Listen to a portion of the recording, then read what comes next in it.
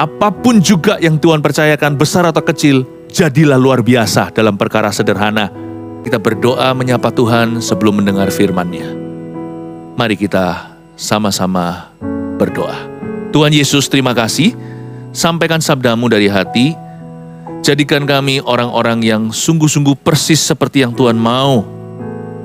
Dalam segala perkara, ajari kami untuk memuliakan Tuhan dan menjadi seperti Kristus dalam tutur kata, pikiran, perbuatan. Urapi kami, sembunyikan hamba-Mu di balik salib-Mu ketika memberikan pengajaran yang hidup. Di dalam nama Yesus. Haleluya. Amin. Saya ingin kita membuka bersama-sama di 1 Samuel pasal 17. Saya berikan judul tema berikut ini. Jadi orang yang diurapi namun sederhana. Saya ulangi. Jadi orang yang diurapi namun sederhana. 1 Samuel 17 ayat yang ke-12 sampai 22 yang akan saya bahas. Mari kita baca perlahan-lahan. Daud tiba di medan pertempuran. Daud adalah anak seorang dari Efrata, dari Bethlehem, Yehuda, yang bernama Isai. Isai mempunyai 8 anak laki-laki. Wow, pada zaman Saul, orang itu telah tua dan lanjut usianya. Pos sebentar, berhenti di sana. Apa yang kita bisa tarik sebagai kesimpulan waktu kita baca ayat 12? Ternyata Daud sama seperti kita, hanyalah orang biasa. Dia lahir dari seorang ayah dan ibunya yang sudah lanjut usia. Gak tanggung lagi punya anak 8, dia si bungsu juga. Berarti tidak ada yang istimewa. Belum lagi Bethlehem Yehuda itu adalah suku yang kecil atau yang bungsu di bangsa Israel. Bukan sesuatu yang patut dibanggakan. Tahukah Bapak Ibu Saudara bahwa kita semuanya itu loh punya latar belakang. Dan semua kita itu ada kaitannya sama Adam dan Hawa. You and I, Anda dan saya hanyalah orang biasa. Just ordinary men and women. Makanya kita gak pernah boleh lupa. Tidak boleh jadi malin kundang sorga. Gak boleh lupa Tuhan. Gak boleh lupa sama orang tua, keluarga. Gak boleh lupa sama orang-orang yang pernah berjasa mendidik kita. Sebab kita semua itu sampai kapanpun hanyalah orang biasa. Urapan tidak mengubahkan status kita. Urapan itu fungsional. Tujuan akhirnya adalah buah dan dampak bagi kerajaan sorga yang memberikan urapan itu kepadamu. Pahami dulu bahwa Tuhan tidak ada pada status. Makanya kita harus ingat selalu, kacang yang tidak boleh lupa kulitnya. Kita semua beranjak dari hal-hal yang biasa. Never forget your humble beginnings. Tidak boleh lupakan permulaan kita yang sangat humble atau permulaan yang sangat ordinary. Ayat 13. Ketiga anak Isai yang besar-besar telah pergi berperang mengikuti Saul. Nama ketiga anaknya yang pergi berperang itu ialah Eliab. Anak sulung, anak yang kedua ialah Abinadab. Dan anak yang ketiga adalah Syama. Ya, paling tidak tiga kakak Daud yang sudah pergi berperang mengikuti Saul ada di dalam bala tentaranya. 3 laki-laki ini menurut saya jauh lebih istimewa daripada Raja Daud. Mereka punya sesuatu yang dibanggakan. Mungkin perawakan mereka lebih tinggi, lebih tampan, lebih gagah, dan punya kekuatan fisik yang di atas rata-rata karena mereka adalah pasukan khususnya Raja Saul saat itu. Bagaimanapun juga 3 orang tersebut yang telah menjadi perwira, mereka juga keluar dari keluarga yang biasa-biasa. Sekalipun kita tahu bahwa keluarga Daud itu adalah keluarga yang mampu, Isai itu bukanlah orang miskin. Tapi semua yang kita miliki di hidup ini hanyalah kepercayaan atau ujian. Kalau kita dikasih harta lebih itu kepercayaan tapi juga ujian. Apa yang akan kita lakukan dengan harta yang berlebihan? Kalau kita diberikan talenta, kemampuan lebih di atas teman-teman kita atau rekan-rekan sebaya, itu juga adalah komplimen dari Tuhan, tapi juga sebuah testing. Apa akan kita lakukan dengan talenta itu? Kita akan mengelolanya, jadi berguna bagi orang lain, itu talenta, dan memuliakan Allah tentunya, atau kita akan sembunyikan di bawah tanah, entah karena malas-malasan atau karena gengsi jual mahal. Segala sesuatu yang kita miliki, dalam hal ini ketiga anak Isai yang lain yang sudah besar-besar itu koko-kokonya Daud, mereka itu punya posisi di dalam militeri. Di dalam ketentaraan mereka adalah siapa-siapa. Tapi kalau kita baca nanti cerita ini lanjutan, tiga kakaknya itu agak angkuh ya, berubah jadi orang. Kita nggak boleh berubah jadi orang. Sukses boleh menerpa, hati jangan berubah. Inilah yang kupunya hati sebagai hamba. Semakin kita diurapi, harusnya kita semakin rendah hati. Jikalau kita semakin diberkati seperti kakak-kakak Daud ini, harusnya kita semakin mawas diri. Urapan itu seperti padi, semakin tinggi dia semakin menunduk. Saya percaya, pengurapan Tuhan itu bisa membuat seseorang jadi luar biasa. Tapi yang luar biasa tetap adalah pengurapannya. Kita tetap jadi orang biasa saja. Kerendahan hati itu nilainya tak terhingga. Salah satu daripada campuran minyak kalau Anda baca di kitab Keluaran, salah satunya adalah terbuat dari semacam tebu. Kenapa nggak pakai sesuatu yang lain, misalnya bahan atau materi yang lebih mahal? Semua itu simbolik secara profetik mengajarkan kepada kita, di dalam unsur urapan ada kerendahan hati. Kerendahan hati membuat kita diurapi, tapi setelah diurapi, kerendahan hati juga akan membuat kita semakin diurapi, dan orang yang diurapi pasti rendah hati. Karena kalau kita diurapi atau diberkati, dipakai olehnya, lalu kita jadi sombong atau angkuh, Bapak Ibu, itu bukan dari urapan itu keluar dari kedagingan kita dan ada campur tangan setan di dalamnya. Hati-hati jangan sampai dirimu jatuh. Campuran urapan itu salah satunya adalah kerendahan. Nah, ketiga kakak Daud ini kenapa nggak dipilih? Ya, pemilihan itu memang daulat Allah. Tapi kalau secara manusia saya bisa temukan faktornya kenapa mereka nggak dipilih. Karena mereka tidak serendah hati seorang anak muda bernama Daud yang kemerah-merahan pipinya. Ayat 14, Daudlah yang bungsu. Jadi ketiga anak yang besar-besar itu pergi mengikuti Saul. Tetapi Daud selalu pulang daripada Saul untuk mengembalakan domba ayahnya di Bethlehem. Pahami dulu, sebelum ayat 14 dan 15 ini, Daud itu sudah bekerja di istana. Raja itu betul-betul menaruh pandang pada anak muda ini. Raja suka sekali waktu dia main kecapi, ketika raja gelisah, lagi stres, depresi, kecapi permainan Daud, musiknya itu membebaskan hati. Jadi raja minta sama keluarga Isai agar melepaskan putra bungsunya untuk menjadi asisten pribadinya, untuk menjadi pembawa senjatanya. Jadi Daud tidak melalui jalan normal. Dia mengalami jalan katrolan. Promosi itu datang dari Tuhan, bukan dari kiri kanan, bukan dari timur barat, datangnya dari atas. Tiba-tiba saja kakak-kakaknya harus memulai dari prajurit dulu. Daud langsung di istana. Koko-kokonya harus tambah dulu di sini stripnya 1, 2, 3, jangankan bintang. Daud langsung jadi ajudan. Promosi itu datangnya dari Tuhan. Tidak diusahakan. Tugas kita hanyalah melakukan tugas kita. Sisanya adalah Allah. Tapi ayat 15 ini remarkable. Patut untuk kita perhatikan. Patut menjadi teladan.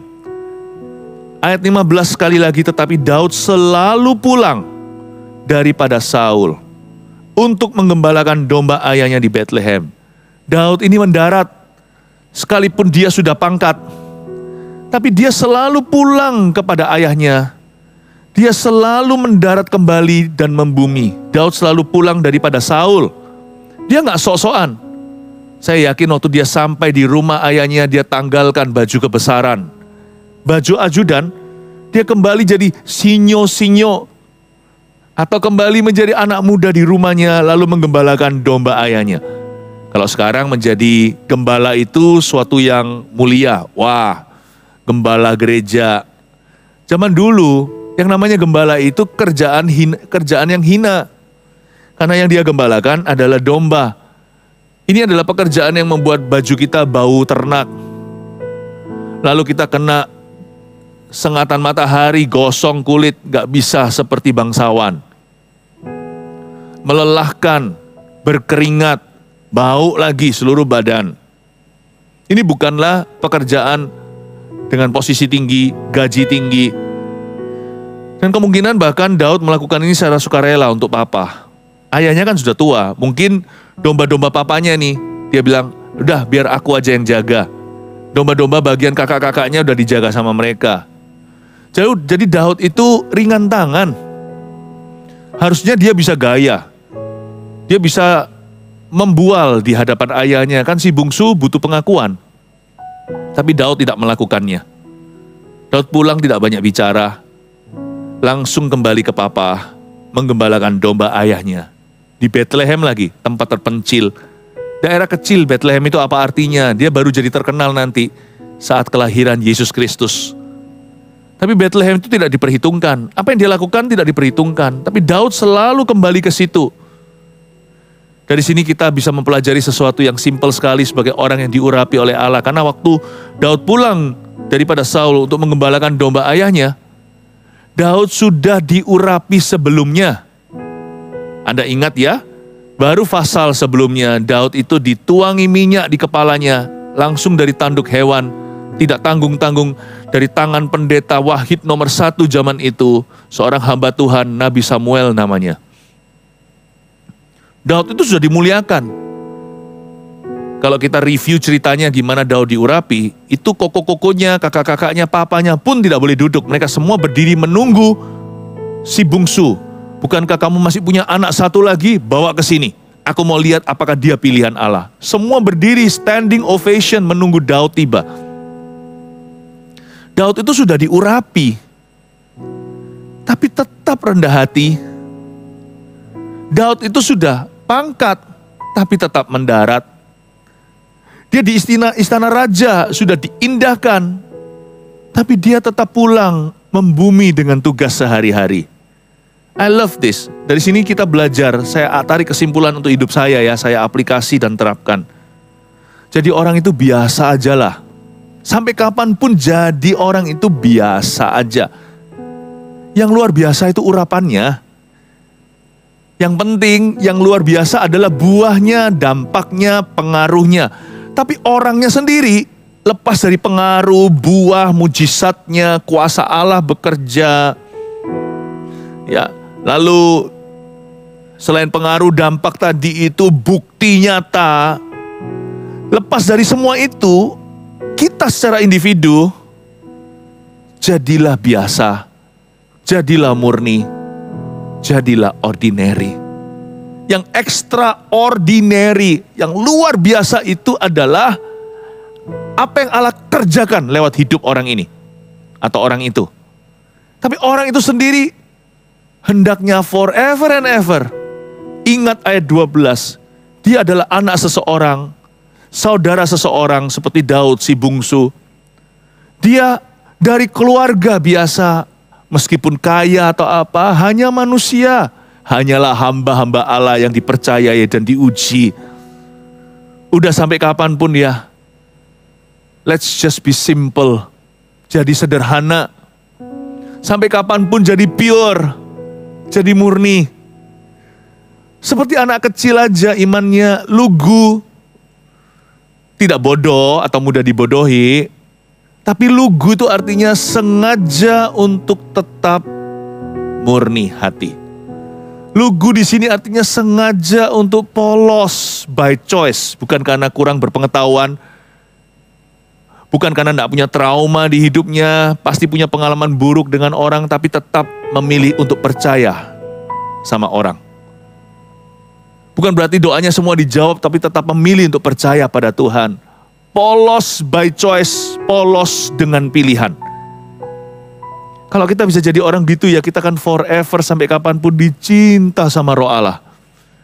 dijadikan seperti biji mata. Lihat, ini orang yang lemah lembut dan rendah hati. Urapan itu akan semakin bertambah-tambah. Percaya nggak? Urapan itu bisa makin tinggi. Hati nggak boleh tinggi hati. Kalau hati kita merendah terus dan murni, urapan kita akan bertambah dan multiplikasi. Gak heran berapa ayat kemudian Daud menumbangkan Goliat, musuh terbesar.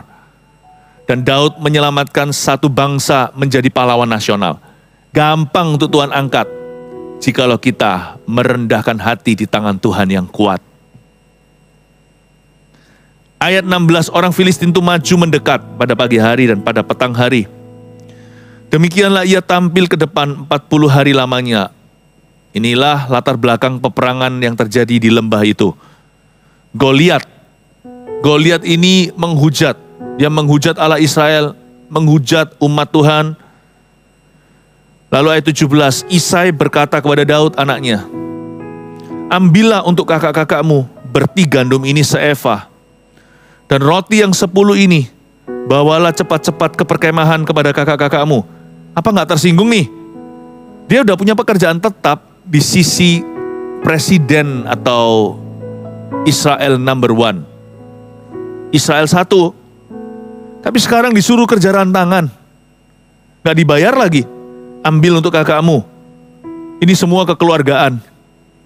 Bawa seeva ini, roti 10, bawa cepat-cepat ke perkemahan kepada kakak-kakakmu. Kok nggak tersinggung ya? Dan baiklah sampaikan keju yang 10 ini kepada kepala pasukan 1000. Nggak ditanya gimana tadi di istana. Ya bagaimana karirmu, hai si bungsu. Ayo cepat, bawa keju. Bawa 10.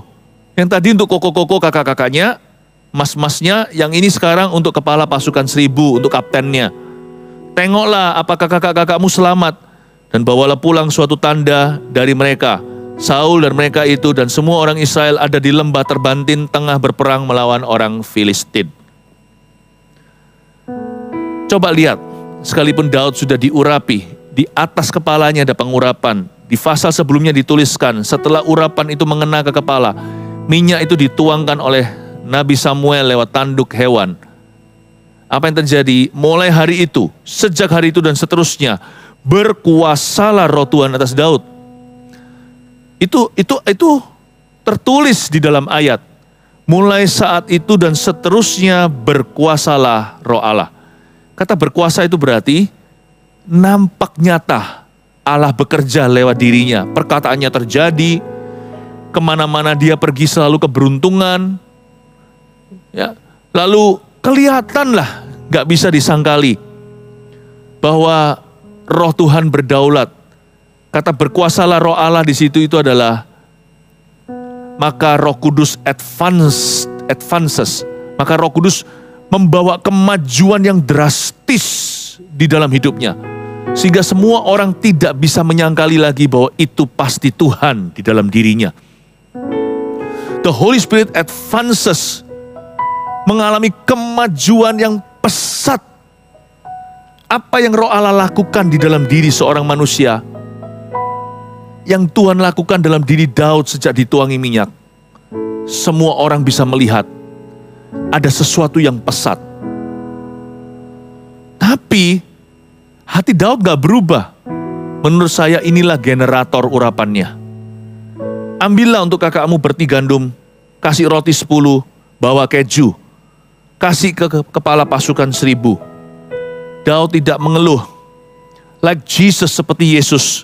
Nanti keturunan Daud. Yesus juga datang ke bumi ini untuk melayani. Bukankah Yesus berkata, anak manusia datang untuk melayani, bukan untuk dilayani.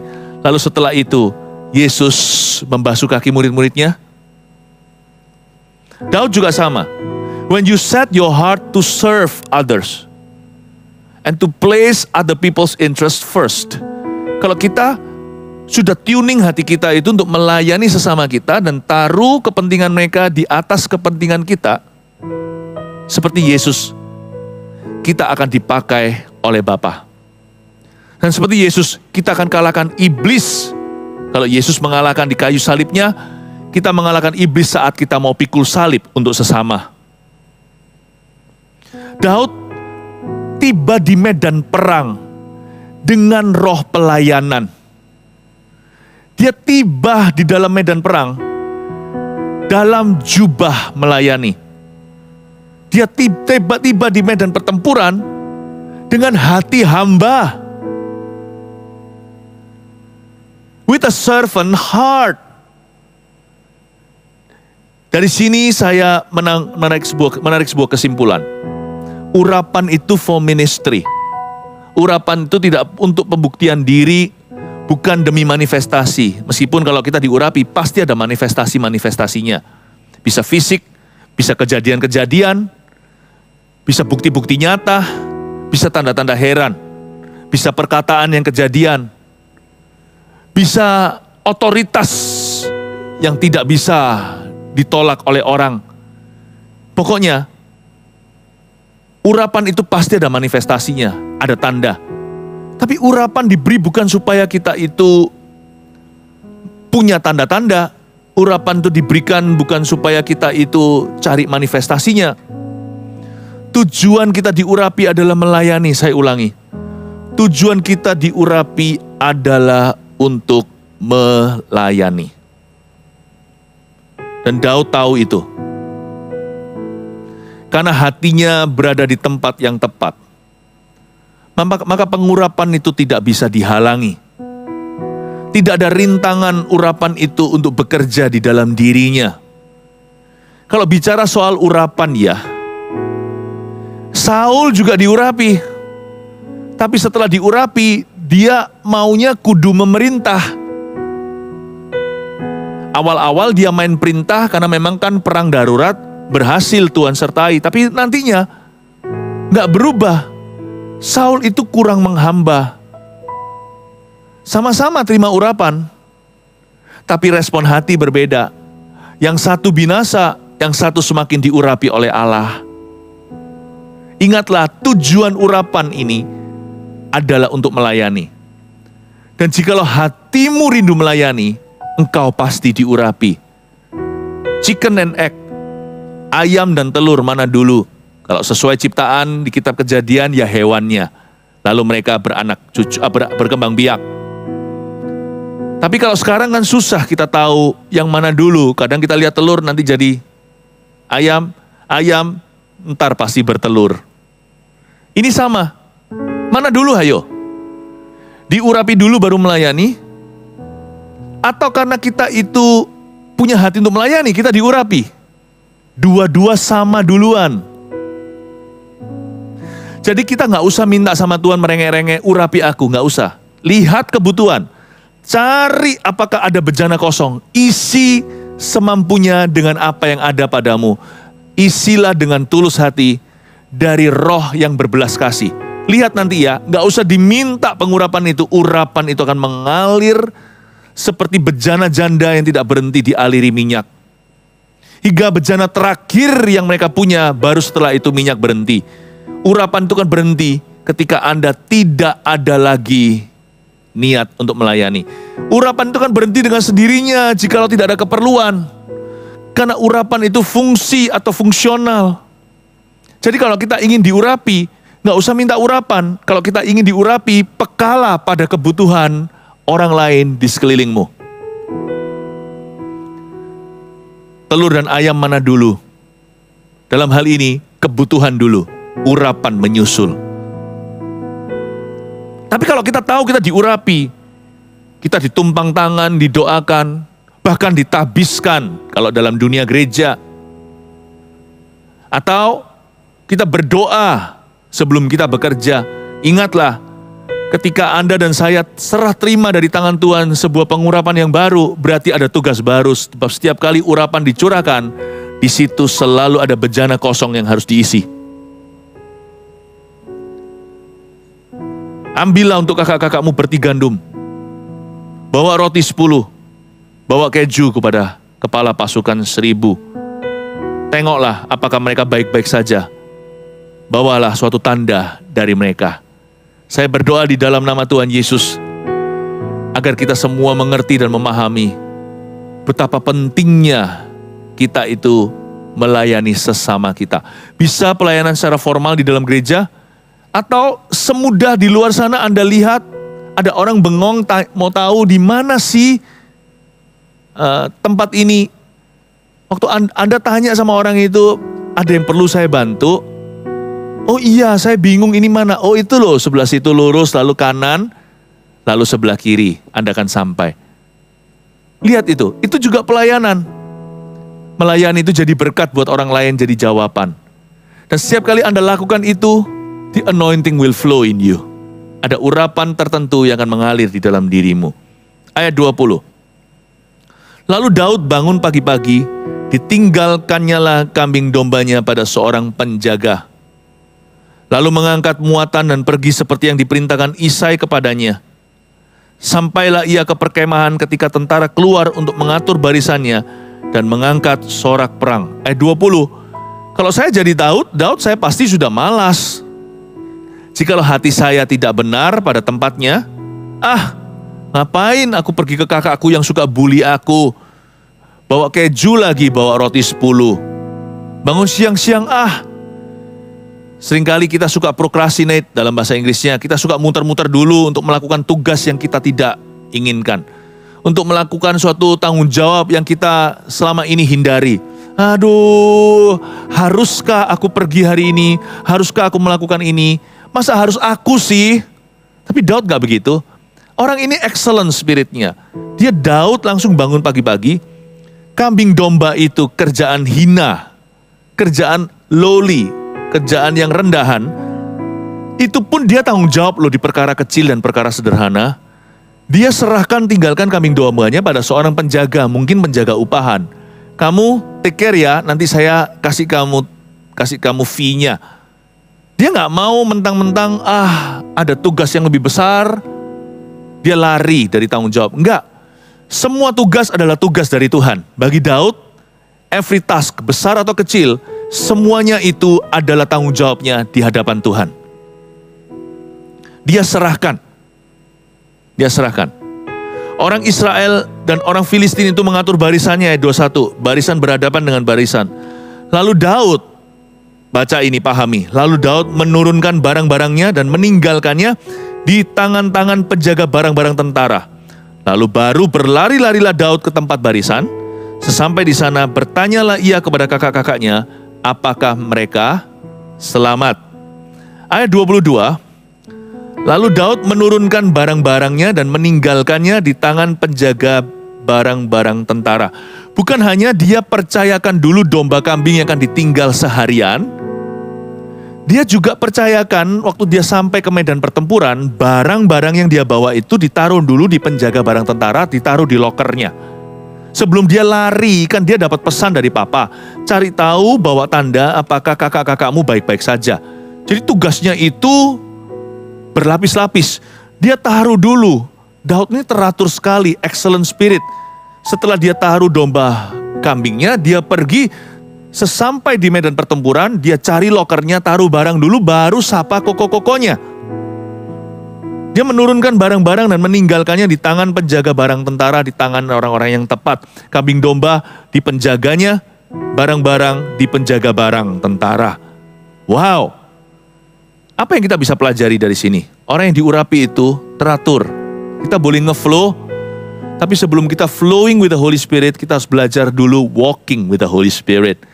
Bagaimana kalau kita jalan gak bisa mau tenggo? Jangan sampai kita itu merasa urapan itu muluk-muluk untuk perkara besar saja. Urapan itu pertama-tama untuk perkara sederhana. Belajar teratur, belajar bangun pagi-pagi, sekalipun tugas yang kita nantikan, tugas yang di depan itu bukanlah sesuatu yang kita nantikan atau harapkan. Bukan sesuatu yang kita sukai. Tapi orang yang diurapi akan selalu diberikan kuasa untuk mencintai pekerjaannya. Asal pekerjaan itu baik dan halal. Daud bangun pagi-pagi, excellent spirit, lalu teratur. Ini dulu baru itu, mana bisa SMP kalau nggak SD, mana bisa kuliah kalau nggak SMP, SMA. Tuhan itu tahu tatanan. Urapan itu bukan untuk perkara besar, urapan itu proses. Di mana kita dari perkara kecil dulu menjadi besar, perkara sederhana semakin rumit. Dan pengurapan itu juga yang menuntun kita setiap langkah untuk setia. Dan Daud melakukan pekerjaannya dengan sangat baik loh. You must say, ternyata urapan itu pengaruh ke performa. Makanya kalau kita mengaku kita diurapi, tapi pekerjaan kita amburadul, berarti kita berdusta.